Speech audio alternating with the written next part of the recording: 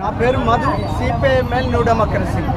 గత నెల రోజుల నుంచి పైగా ఇక్కడ ఇల్లెందు ప్రాంతమే కాకుండా రాష్ట్ర వ్యాప్తంగా యూరియా కొరత అనేటువంటిది ఏర్పడ్డది.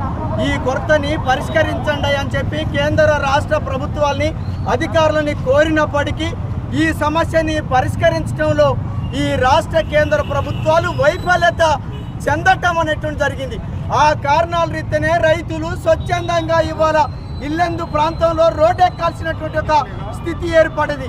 ఈ నియోజకవర్గ ఎమ్మెల్యే గారిని అయ్యా ఈ సమస్యని పరిష్కరించండి అని చెప్పి సిపిఐఎంఎల్ న్యూ డెమోక్రసీ ఆధ్వర్యంలో పలు సందర్భాలలో కోరాం. రైతులందరూ కూడా కోరారు, రిప్రజెంట్ చేయడం అనేటువంటి జరిగింది. అయినా ఈ సమస్యని పరిష్కరించడంలో ఈ ప్రభుత్వం వైఫల్యత చెందింది. ఈ నియోజకవర్గ ఎమ్మెల్యే కూడా వైఫల్యత చెందటం జరిగింది. ఇప్పటికైనా ఈ సమస్యని పరిష్కరించమని చెప్పి సిపిఐఎంఎల్ న్యూ డెమోక్రసీగా రైతుల తరపు నుంచి డిమాండ్ చేస్తున్నాం. ఈ సమస్యను పరిష్కరించకుంటే మాత్రం ఇదే వైఖరిని కొనసాగిస్తే మాత్రం రానున్న కాలంలో రైతాంగ పోరాటాన్ని ఉధృతం చేస్తామని చెప్పి సందర్భంగా ప్రభుత్వాన్ని, పాలకుల్ని, కేంద్ర రాష్ట్ర ప్రభుత్వాన్ని హెచ్చరిస్తున్నాం. మా పోరాటాన్ని కొనసాగిస్తామని చెప్పి స్పష్టపరుస్తున్నాం.